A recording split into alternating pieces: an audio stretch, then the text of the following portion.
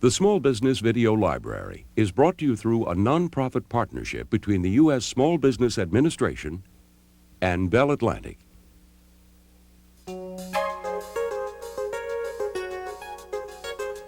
A small business. Entrepreneurs.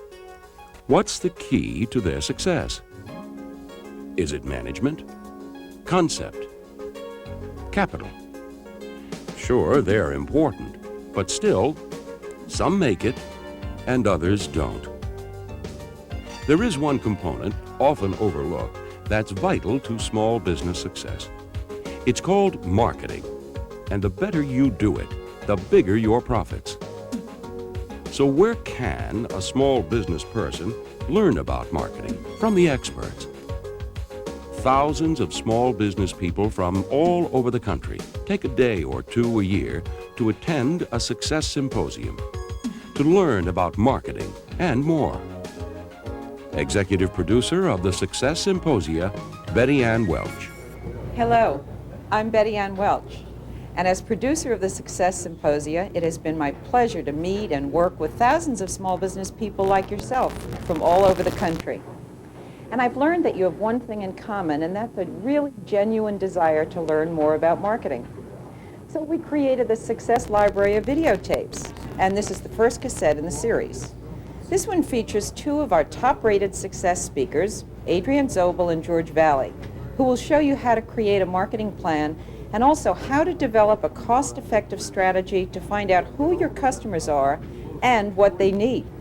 Then in an informal discussion, I'll ask George and Adrian to address some of your most important marketing concerns.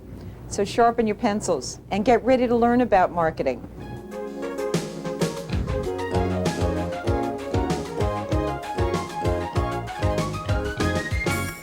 To get the competitive edge, you have to understand that marketing relates to every detail of your business.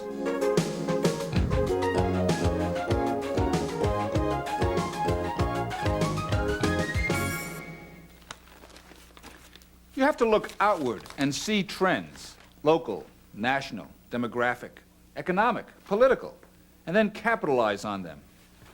20 years ago, who would have built a business around babysitting? Today, daycare is one of the hottest industries in the United States. And so is waste disposal. That's capitalizing on economic and social trends. Marketing means taking a good look at your customers, your competitors, your suppliers. Who are they? What are they? What do they need? But before you can market anything effectively, you have to look inward. You have to know who you are. Analyze your products and services, your policies, personnel, pricing. Are you the limousine of your industry or the pickup truck? It's okay to be either one. Just make sure your customers know which one it is. In textbook terms, marketing is the distribution of goods and services. That means marketing is everything from the inception of the idea to the acceptance of that idea in the marketplace.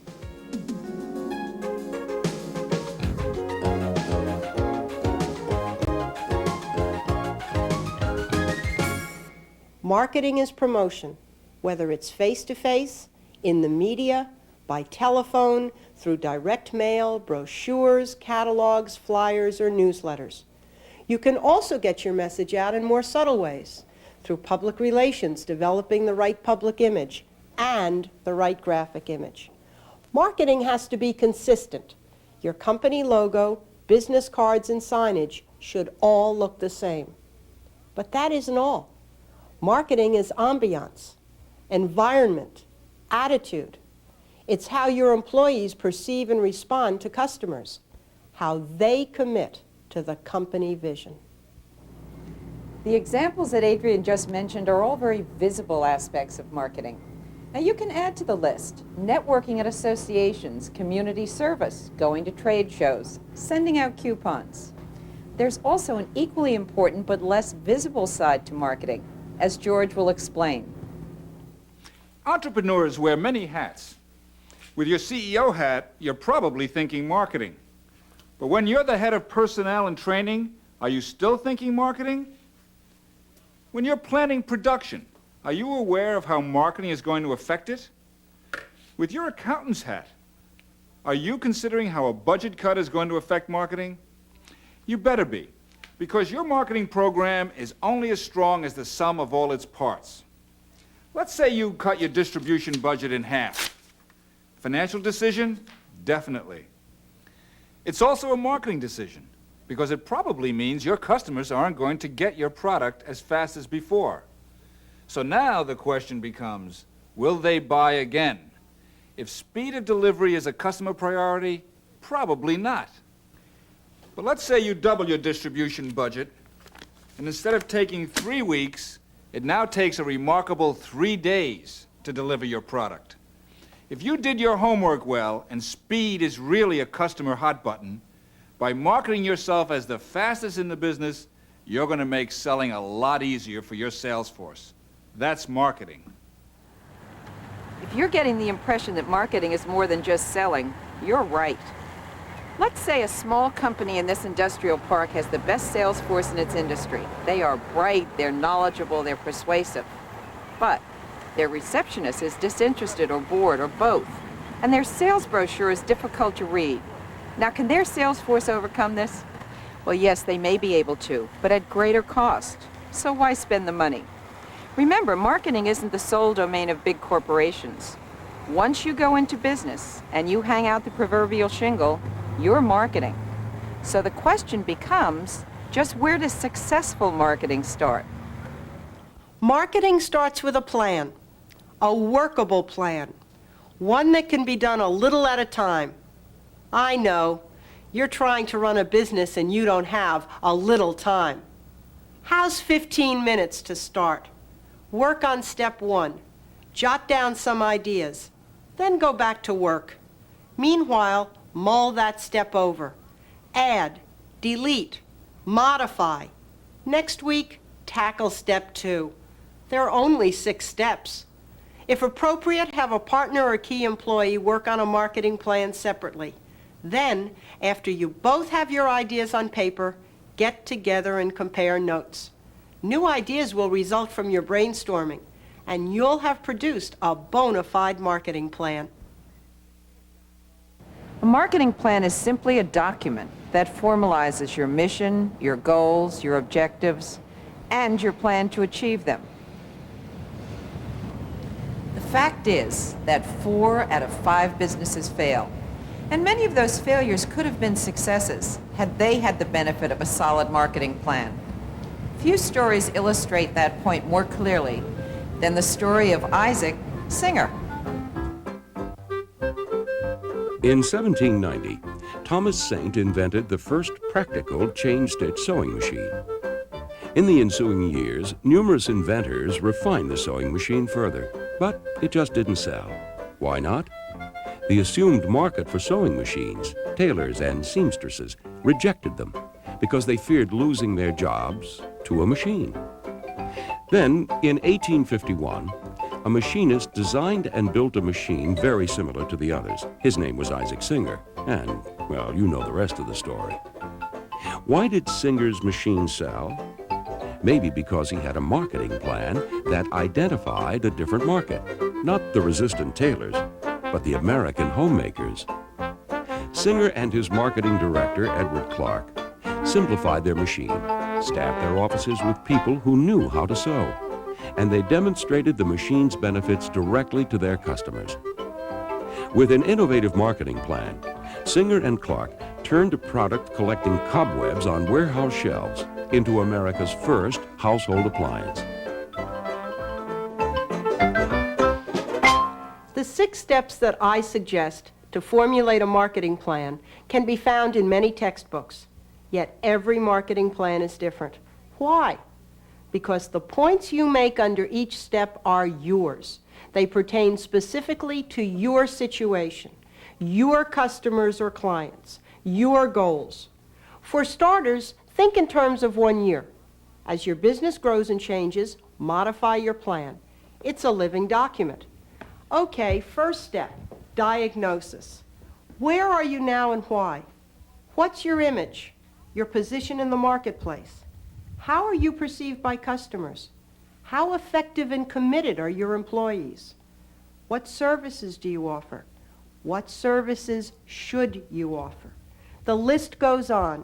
Take a good look at your pricing, competition, quality control, sales comparisons, client base, leads follow-up, advertising costs, and general overhead. Where are you getting your business? Repeat business, new business. Are you generating additional business from existing clients? Referrals? Are you networking? Define your markets. And by that I mean think critically about the geographic radius you serve. Think about your potential customers. What is their annual sales volume? Their profitability? How frequently do they purchase? What are their particular needs? Are you communicating clearly to your customers the benefits of doing business with you? Again, this is your plan. You may need to address only half of these issues, or you may address twice as many. The point here is this: don't mislead yourself with the notion that marketing is a mysterious abstract science. You can do it. Sometimes all it takes is a critical evaluation of what you've already accomplished. Step 2, prognosis. Where are you headed if you continue on this path? Review all the points you listed in Step 1 with an eye to the future. Ask yourself some questions. Is my product or service going to remain competitive? Is there opportunity for my key employees to grow fast enough to stay? Will I need more employees? Am I paying enough attention to marketing to ensure future growth? Step 3, goals and objectives. Think 1 year ahead, 3, maybe 5. Define goals and objectives clearly for at least the first year. Again, return to the points in Step 1. What do you want your image to be? Your market position. What about the size of your company? What percentage of new business do you want? In what markets? What about repeat business? New business with existing clients? And the most important question of all, what new markets do you want to develop? Put all your goals in writing. Step 4, strategy. How are you going to get there? Generally. Here's where we separate the doers from the talkers. The strategies you come up with are going to have to be workable based on your time, budget, and staff. Start with a marketing budget. Then figure time for each person on your designated marketing team. Based on your resources, your goals, and your marketplace, what marketing strategy should you employ? Direct mail, newspaper, radio, TV, the trade press, speeches to targeted groups? Should you expand your networking? Would a few business lunches stir up new markets? Maybe the time is right for a newsletter. Or maybe you just have to update or create that company brochure you've been putting off. While you're at it, take a critical look at your logo and letterhead. Think it out, write it down, but don't try to implement all possible strategies at once. Choose what you believe are the 3 most important strategies and really nail down how you're going to achieve them. And now we come to Step 5 of the marketing plan, tactics. How are you going to get where you want to be specifically? Let's say you've concluded that your market is hungry for specialized information that only you and a few others can give. You decide newsletters, networking, and business lunches are the key strategies. Now, what specific tactics will you use to accomplish your task? For newsletters, ask yourself, who will I assign to write the newsletter? And what is the anticipated mailing date? Work backwards from that date to determine assignment deadlines.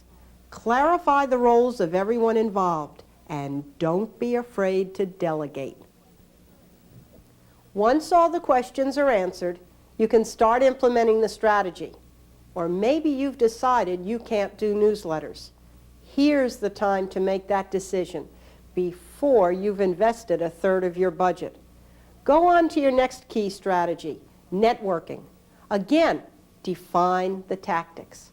Which organizations do we belong to now? Who will represent us at each group? You'd then do the same analysis for business lunches. Whom should we invite, and how often? You have your goals, your strategies are set, your tactics are in place. Are you done? You're never done. And now we come to the sixth and final step of the marketing plan, control. How are we doing? Every 3 months, stop and take a look. Have a brainstorming session with your key people and check the status of the marketing plan. Examine things like levels of success, number and quality of new accounts, repeat business, new business with existing clients. Evaluate time invested versus return. Check profitability, client feedback, new business, and any other criteria you've established. Important considerations. 1, don't paint a rosy picture in the first few steps of the marketing plan. Paint a realistic picture. 2, if you find you're having trouble dealing objectively with a marketing plan, or you're just putting it off, hire a marketing consultant. These rules apply to any business, retail or otherwise. Now, in a moment, George and Adrienne will return to outline a way for you to get to know your customers, to know what they need, and really, just as importantly, to understand that what they need is continually changing and evolving. There are 2 modern-day success stories that illustrate clearly the importance of those 2 issues, knowing your customers and adapting to change. They are Esprit Clothing and Keds Shoes. In 1978, Doug and Susie Tompkins took a small California casual wear company and built it into one of the fashion industry's biggest success stories, Esprit. Esprit doesn't merely sell clothes, they sell a fashion lifestyle, youthful, intelligent, conscious of quality. Their image struck a responsive chord in women seeking an escape from the standard fashion approach. Esprit pays scrupulous attention to its customers, and it updates its lines continually to stay abreast of a fast-moving industry. Esprit marketing carefully reflects their image, and it works well. Today, Esprit fashions can be found in over 6,000 stores worldwide. For decades, Keds were simple, durable, uncomplicated sneakers. Keds was a name children asked for, and mothers trusted. The 1970s and 80s ushered in the era of the specialized athletic shoe, and Keds began to get lost in the shuffle. In 1986, after the company changed hands, Keds re-emerged in the marketplace. This time, it successfully capitalized on lower price and classic casual looks. The lesson of the Keds story? Marketing plays a key role in positioning, and if necessary, repositioning your product to take advantage of the existing market.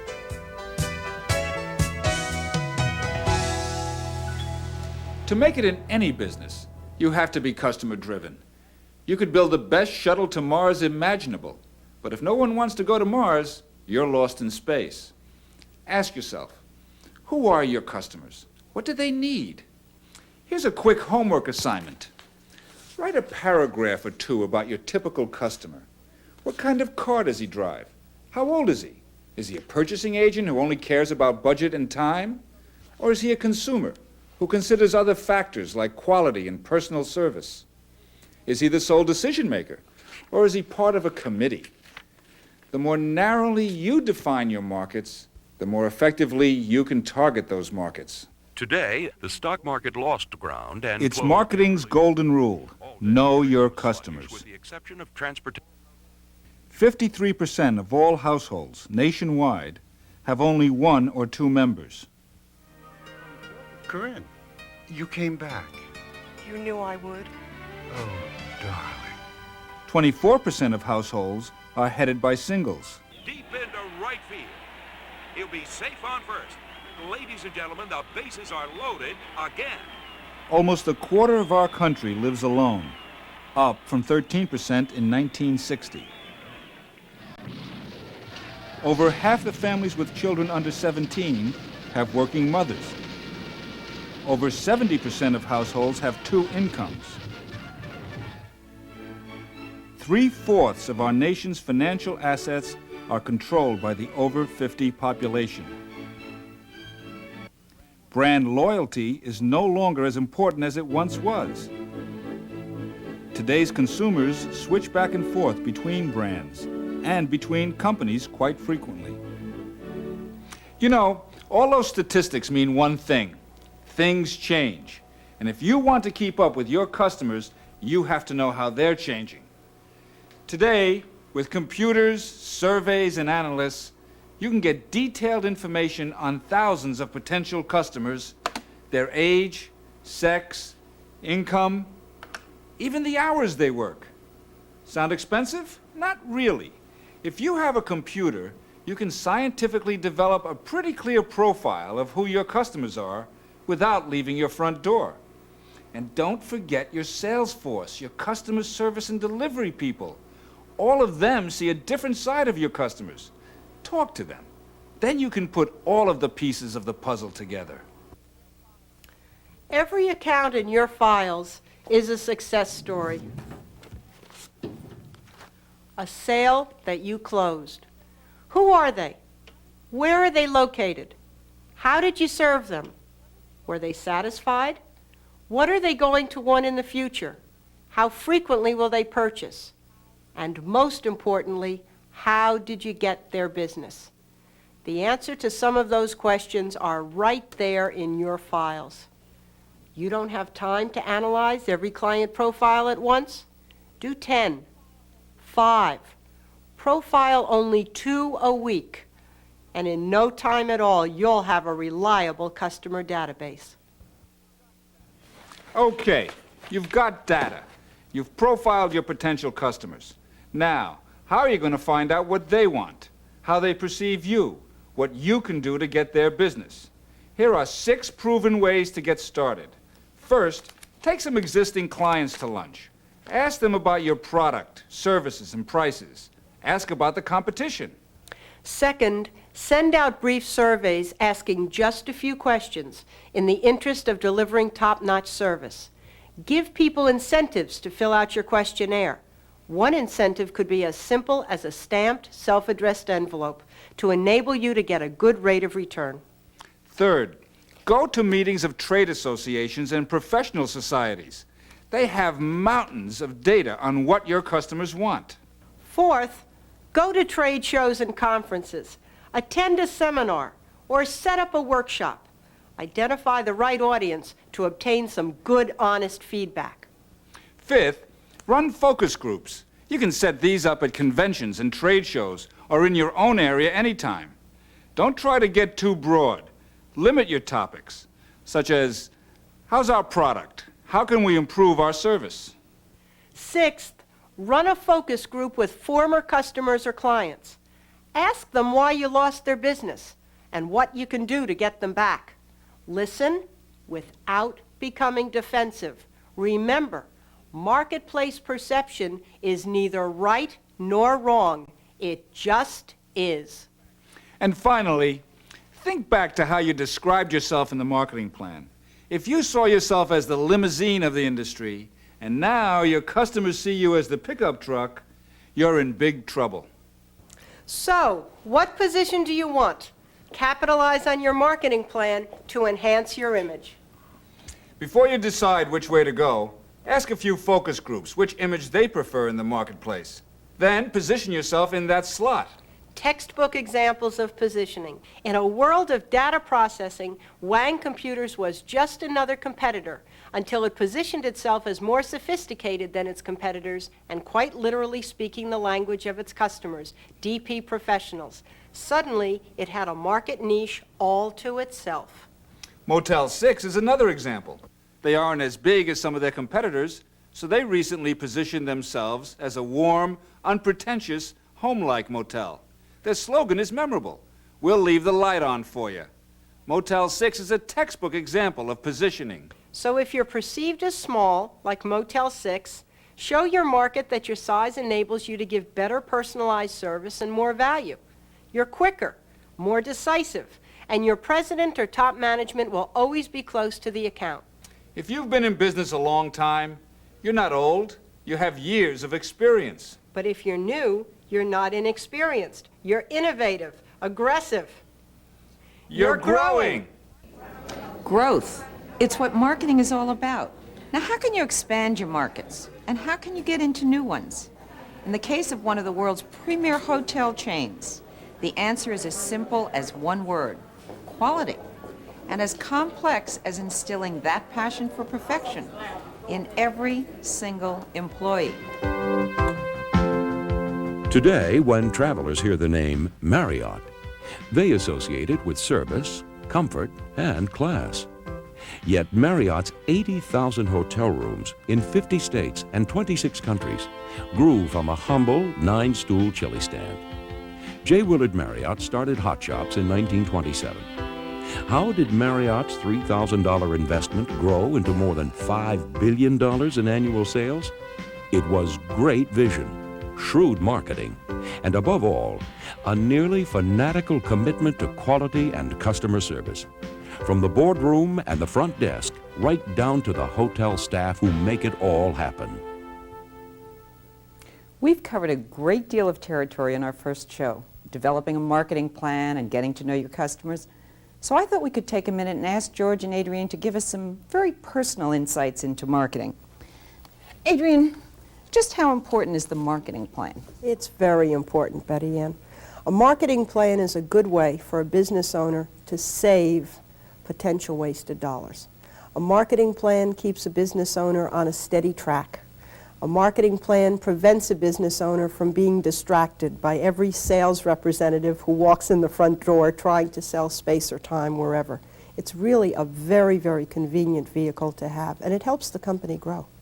All right, if we're talking about price, now Adrienne just said that, the marketing plan will save the money in the long run, et cetera. How much does a small business have to spend in marketing, George, and just to kind of create the right opportunities? Well, they don't have to spend much if they've targeted their customers properly. If they really know who their customers are, they can target directly to them. They can save a lot of money because they won't waste it. We get upset when we see people in small businesses who take out ads and in large newspapers or buy TV spots that cover a broad area when their customers are in a very narrow area. So it costs a lot if you go in the wrong direction and you're not targeted. But if you're targeted, it doesn't have to cost that much. You mentioned something to me at another time about pot shotting, and that's expensive. What's pot shotting? Pot shotting is running one ad one time in this newspaper and one ad another time in this trade publication and buying 5 spots over a 1-week period on a local radio station. Business owners get lots of advice that I put under the category of conventional wisdom. And that advice is, why don't you run an ad and see what happens? I've heard that. It takes a minimum of 6 exposures to begin to build up recall. And it's far more effective if a business owner selects one trade publication or one local radio station or one newspaper and stays with that over a period of time, because it's not the quality, it's not the quantity, it's the continuity and the quality that keep them going. They get to be better and better known in the markets they're trying to serve. I think Adrienne hit on a few things. Now, one of the things she's talking about are mistakes that small business people make. You're very successful now. Intermatrix is a very successful company, and you're its president, and we all know you're doing very nicely.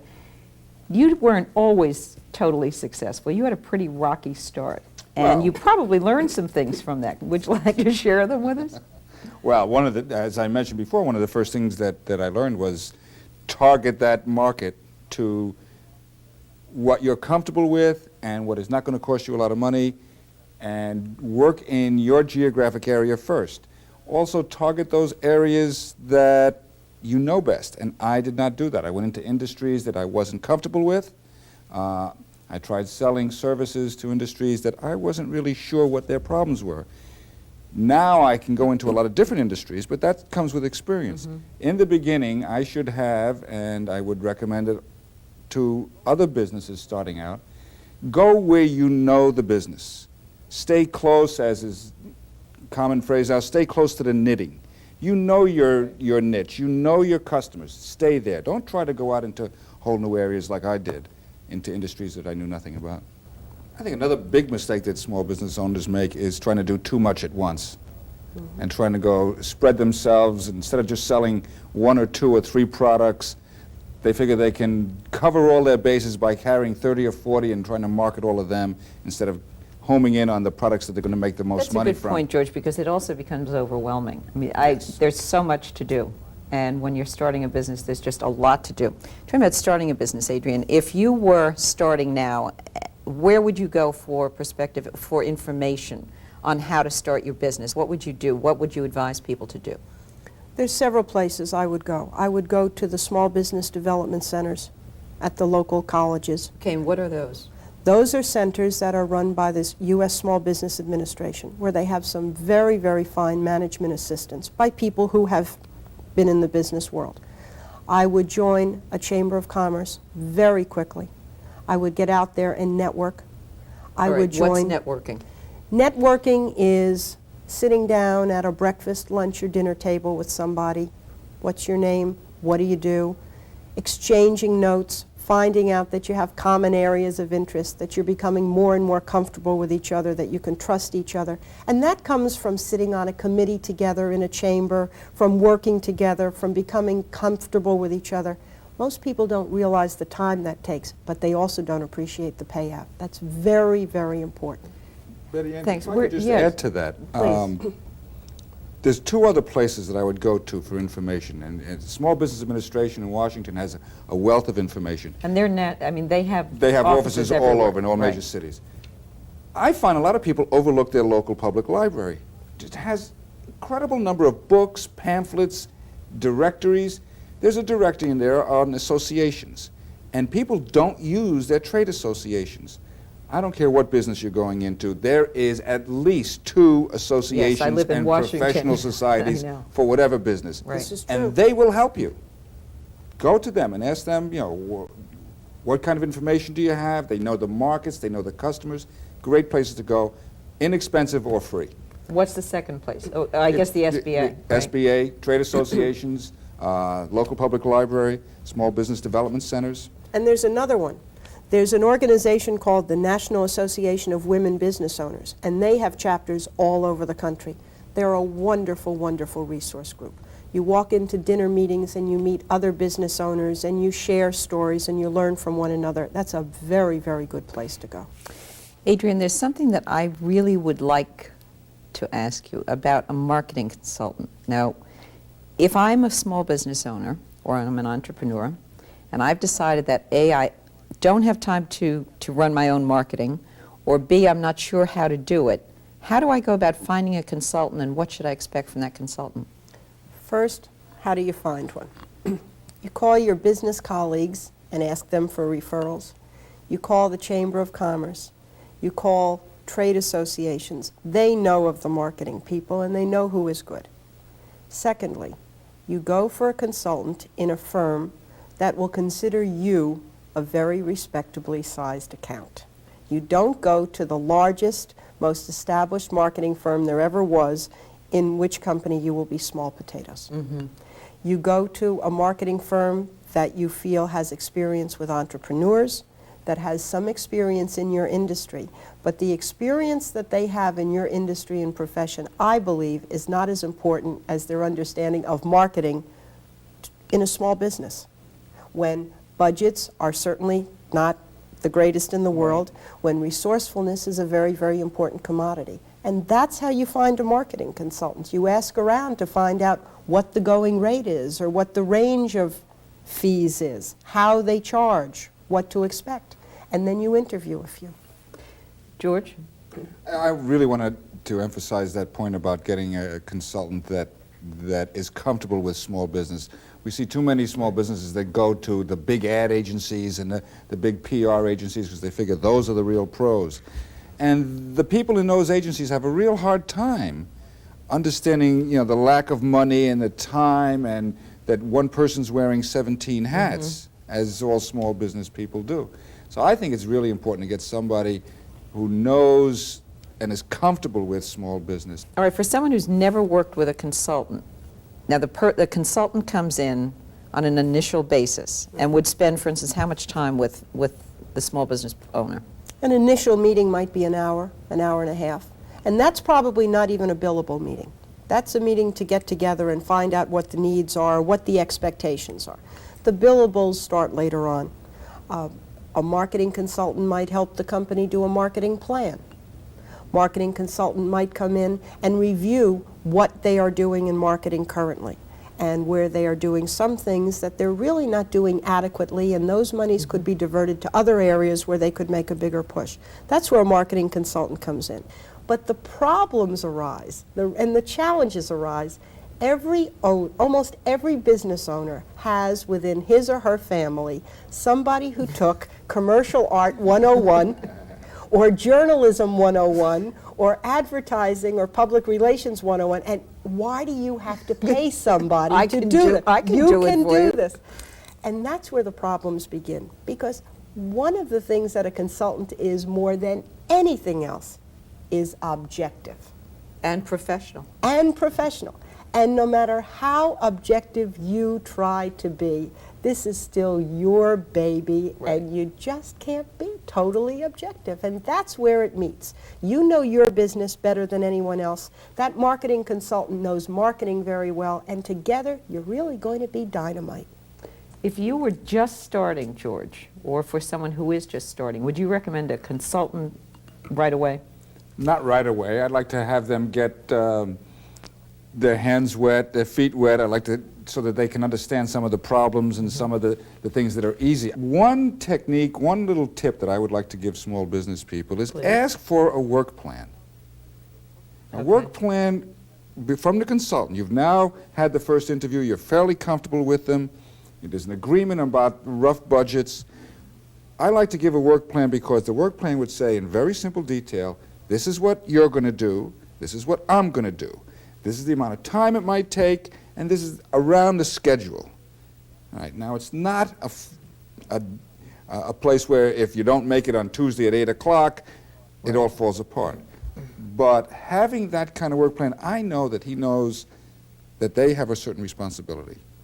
As Adrian was saying, maybe they want to save some money, let them write the marketing plan first. So I will put down on the work plan, client to write marketing plan.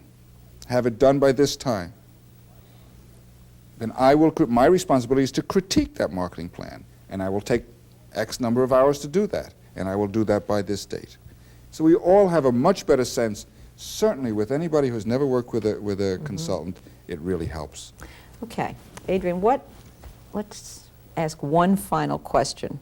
What is the most important ingredient in marketing? What one ingredient adds the very most? Targeting. Really? Knowing who your customers are, and knowing who your customers or clients aren't. And many businesses do not know that. In fact, in the very early stages of business, we like to kid around, and companies who have been there will say it, oh, in the beginning I took anybody I could get. You become more selective as you've been in business longer, and you become more selective both for the good of your company and for the effectiveness of the services you provide.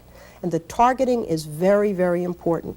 George, your final ingredient, your most important ingredient. My final ingredient is to recognize that marketing is not a separate entity that's done by one person over in a corner somewhere. Marketing is done by the delivery person driving your truck, by the cashier, by the person cleaning up your parking lot. Explain that. I mean, how is your truck driver doing your marketing? How is your cashier doing your marketing? If you have a truck driver that's driving a dirty, noisy, polluting truck, and the driver himself has the radio blasting, people are going to recognize that truck, and they're going to say, not only is the truck driver terrible, not only is the truck dirty, but your product is no good. That's right. Your personal insights are neat. They really are, because marketing as a topic is a little overpowering, and you've brought it down to a very real level. Every business owner is a marketing genius. Otherwise, that business would have closed yesterday.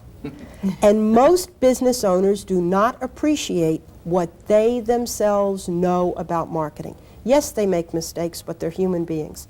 Everybody knows something about marketing. I personally believe they don't pay enough attention continually to marketing, but they know something.